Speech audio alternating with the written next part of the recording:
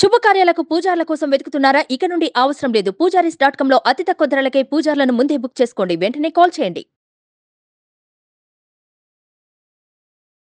నమస్తే, welcome to Suman TV. నేను మీ యామ్ని. ప్రస్తుతం మనతో ఉన్నారు ప్రముఖ ఆధ్యాత్మికవేత్త, ప్రముఖ జ్యోతిష్య వాస్తు పండితులు మనతో సూర్యనారాయణ శర్మ గారు ఉన్నారు. వారితో మాట్లాడదాం. నమస్కారం గురుగారు. నమస్కారం అమ్మ. శుభం వ్యాధు. గురుగారు, ఈ 2024 సంవత్సరంలో అసలు మకర రాశి వారికి అంటే ఏ విధంగా ఉంటుంది? మకర రాశి వారి దగ్గరికి వచ్చినప్పుడు మకరం అంటే మీకు తెలిసిందే, అందులోని ఉన్న నక్షత్రాలు సంగతి ఎలాగున్నా ఒక పట్టులాగా ఉంటారు వాళ్ళు. అంటే నష్టమైన కష్టమైన పట్టిన పట్టు వదలరు. ఒకసారి నిర్ణయం తీసుకున్నారంటే అందులో అనుకుంటారు. అందరూ చెప్తుంటారు ఏమో నష్టం ఉందని, అయినా నేను అనుకున్నాను కాబట్టి నేను చేస్తానంటారు. అందులో నుండి ఏదో మంచి తీయాలని ప్రయత్నం చేస్తారు. ఈ మకర రాశి తత్వమే అలా ఉంటుంది మేడం, మొండిగా ఉంటారు వాళ్ళు. సో అటువంటి వాళ్ళకి ఏళ్ళనాటి శని 3rd స్టేజ్ నడుస్తుంది.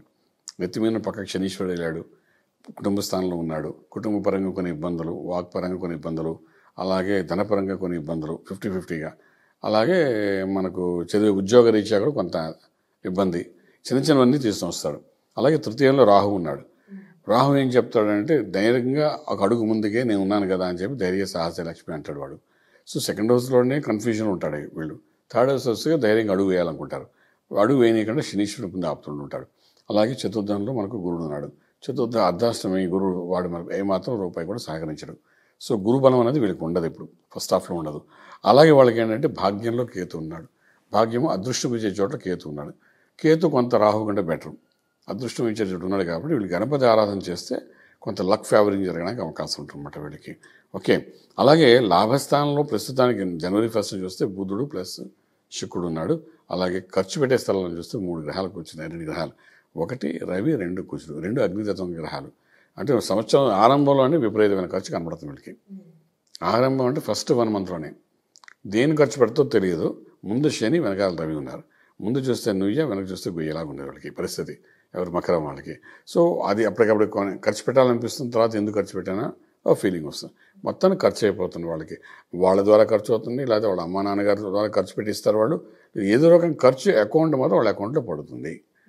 వాళ్ళు సంపాదించకపోతే అప్పు చేసినా ఖర్చు పెట్టేస్తారు.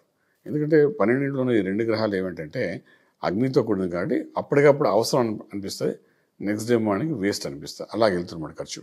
సో ఈ ఖర్చుని వాళ్ళు జాగ్రత్త పడడం చాలా అవసరం పడుతుందన్నమాట. అయితే ఇక్కడ ఏంటంటే ఆర్థిక వ్యవహారంకి వచ్చినప్పుడు ఉద్యోగస్తులకి ఏంటవుతుందంటే పూర్వాశ్రమంలో చేసిన అప్పులకి తీర్చుకోవడానికి ఉపయోగపడుతుంది, వచ్చిన అలా రకంగా ఖర్చు అవుతుంది. వ్యాపారస్తులకు అయితే ఇన్వెస్ట్మెంట్ ప్లాన్ ద్వారా ఖర్చు పెట్టడం అనేది జరుగుతుందన్నమాట. ఇలాగ బర్న్ అయిపోతుంది. ఎందులో ఇన్వెస్ట్మెంట్ చేశారో అది ఈ సంవత్సరం ఆరంభంలోని ఇన్వెస్ట్ చేస్తారు, కానీ ఈ సంవత్సరం మే తర్వాత తెలిసరికి అది లాస్ కింద చూపిస్తుంది. సో ఇప్పుడు బాగానే ఉంటుంది, నలుగురు చెప్పారు కదా మనం ఇన్వెస్ట్ చేస్తాము, మే తర్వాత అది పూర్తిగా డౌన్ఫాల్ అయిపోతుంది. సో ఇవన్నీ జరగడానికి వాళ్ళకి బాగా అవకాశం ఉందని చెప్పచ్చు. గురుగారు, ఇప్పుడు ఈ మకర రాశి వారికి వివాహ ప్రయత్నాలు చేస్తున్న వాళ్ళకి ఇయర్లో అసలు ఏ విధంగా ఉంటుందండి? 2024 మనకు మే 1 వరకు గురుబలం ఉండదండి.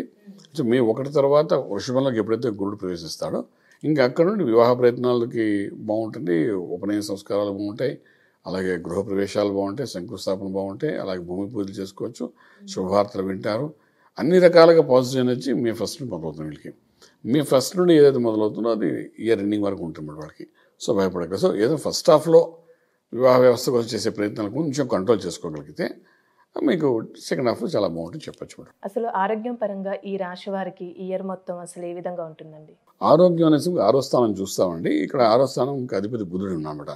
ఈ బుధుడు ఈ యొక్క రవితో కలిసి ఉన్నాడు, తర్వాత నెక్స్ట్ స్టెప్ కుజుడితో కలిసి వస్తాడు ముందుకి, నెక్స్ట్ శనితో కలుస్తాడు, ఇవన్నీ వరుసగా రాహుతో కలుస్తాడు. ఇలా కలుసుకుంటూ ముందు వెళ్తాడు ఫస్ట్ హాఫ్లోని. ఈ ఫస్ట్ హాఫ్లో న్యూరో ప్రాబ్లం వచ్చే అవకాశం బాగా కనబడుతుందండి. నరాలకు సంబంధించి కొన్ని సమస్యలు వస్తాయి. మే 1 తర్వాత మాత్రం కొంత ఆరోగ్య విషయంలో న్యూట్రల్గా ఉంటుంది, బాగానే ఉంటుంది చెప్పచ్చు. గురుగారు, ఇప్పుడు వ్యవసాయ రంగానికి సంబంధించిన వాళ్ళు ఉంటారు కదండి, అసలు ఈ ఇయర్ వాళ్ళకి ఏ విధంగా ఆదాయం అనేది ఉంటుందండి? అగ్రికల్చర్ చాలా బాగుంటుందండి వీళ్ళకి. అగ్రికల్చర్ వైజ్ ఏమి ఇబ్బంది ఉండదు. కల్చర్ బాగుంటుంది, ప్లస్ పెస్టిసైడ్స్ వాళ్ళకి బాగుంటుంది, విత్తనాలకి మంచి పంట వస్తుంది, నష్టం అనేది పంట తక్కువగానే ఉంటుంది వీళ్ళకి. అయితే ఏంటంటే కొన్ని నిర్ణయాలు సమయం చూసుకుని చేయాలి. ఆ సమయానుసారం చేసుకుంటూ ముందుకు వెళ్ళగలిగితే మాత్రం డెఫినెట్గా మంచి సక్సెస్ఫుల్ పంట పండించడానికి అవకాశం ఉంటుంది. ఈ సంవత్సరం కాదు, వచ్చే సంవత్సరం సంక్రాంతి అప్పుడు కూడా మంచి పంట వీళ్ళు పండించడానికి అవకాశం ఉంటుంది చెప్తామండి. గురుగారు, ఇప్పుడు ఈ మకర రాశిలో నిరుద్యోగులు ఉంటారు కదండి, వాళ్ళకి ఈసారి ఉద్యోగ అవకాశం వచ్చే ఛాన్స్ ఉందంటారా? ఇప్పుడు ఐటీ రంగం తీసుకోండి, సాఫ్ట్వేర్ తీసుకోండి, బ్యాంకింగ్ సెక్టర్, అలాగే పబ్లిక్ సెక్టర్, ప్రైవేట్ సెక్టర్, అలాగే స్టేట్ గవర్నమెంట్, సెంట్రల్ గవర్నమెంట్, ఇలాంటి వాళ్ళందరికీ కూడాను మనకు ఏదో ఈ సంవత్సరం స్టార్టింగ్లో ఓ ప్రమోషన్, ఓ ఇంక్రిమెంట్ వస్తుంది, కొంచెం హడావిడి చేయాలి అని అనుకుంటారండి. కానీ అంత పెద్ద డెవలప్మెంట్ కనబడదు. బట్ సెకండ్ ఇన్నింగ్స్ ఆఫ్ లైఫ్లోని, అంటే మే 1 జూన్లో మాత్రం వాళ్ళు తెలియకుండా ఒక బెనిఫిట్, ఒక బోనస్ ఇలాంటి రావడం, ఒక ఇంక్రిమెంట్. అలాగే ఉద్యోగ ప్రయత్నం చేసేవాడు కూడాను వీలైనంత వరకు అక్కడ చేసుకోగలిగితే విత్ గుడ్ హైక్, ఒక 20 to 30% హైక్స్తోని మంచి ఉద్యోగాలు రావడము, ఆప్షన్స్ ఇప్పుడు అన్నీ క్లోజ్ అయినట్టుంటే అప్పుడు అన్నీ ఓపెన్ అయినట్టుంటాయి. అలా రావడం ఇవన్నీ జరుగుతుంది. డెఫినెట్గా ఈ ఇయర్ సెకండ్ ఇన్నింగ్స్ అనేది మోస్ట్ సక్సెస్ఫుల్గా వెళ్తుంది చెప్పచ్చు మేడం. గురుగారు, ఇప్పుడు ఆదాయం పరంగా ఈ రాశి వారికి అసలు ఏ విధంగా ఉంటుందండి? ఆదాయం ఎలాగైనా ఖర్చు విపరీతంగా ఉంటుందండి. ఆదాయం నుండి ఖర్చు అవుతుందో అప్పు చేసి ఖర్చు పెట్టరు. మంచి ఆదాయం వస్తుంది, అలాగే మంచిగా ఖర్చు కూడా పెడతారు. అండ్ ఓవరాల్గా తీసుకునేసరికి ఏంటంటే కొంత సేవింగ్స్ కూడా ఈ సంవత్సరం వాళ్ళకి ఉండే అవకాశం ఉంది సెకండ్ హాఫ్ లైఫ్లోని. డెఫినెట్లీ ఒక జూలై నుండి డిసెంబర్ మధ్యలో మంచి సేవింగ్స్ అవుతాయని చెప్పడానికి అవకాశం ఉంది. గురుగారు, ఇప్పుడు ఈ మకర రాశి వారికి ఈ సంవత్సరం మొత్తం ఎలాంటి పరిహారం చేస్తే మంచిదండి? పరిహారం మకరం కదండి, దీనికి శనికి అధిపతి ఉన్నాడు. సో శనికి సంబంధించిందంటే ఈశ్వరుడికి ఆరాధన చేయడం చాలా మంచిది.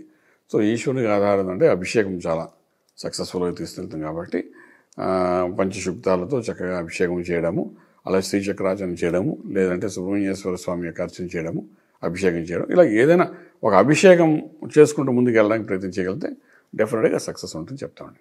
చాలా చక్కగా తెలియదు గురుగారు, ధన్యవాదాలండి. శుభం వ్యాధం.